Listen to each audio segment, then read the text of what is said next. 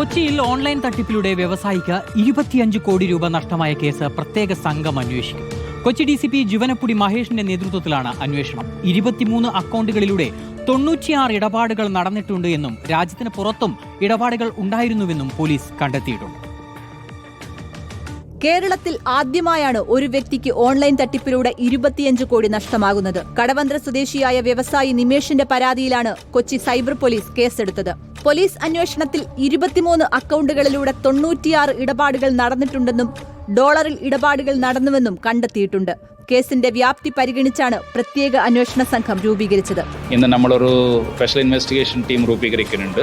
DCP law and order 2 Mahesh അദ്ദേഹമായിരിക്കും ഇതിന്റെ സൂപ്പർവിഷന്.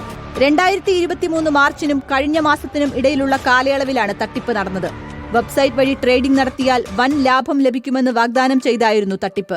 തട്ടിപ്പ് സംഘം വ്യവസായിയെ ഫോണിൽ ബന്ധപ്പെട്ട ശേഷം ടെലിഗ്രാമിലൂടെയായിരുന്നു ചാറ്റിംഗ്. തുടക്കത്തിൽ നിക്ഷേപിച്ച പണത്തിന് ലാഭം ലഭിച്ചിരുന്നു.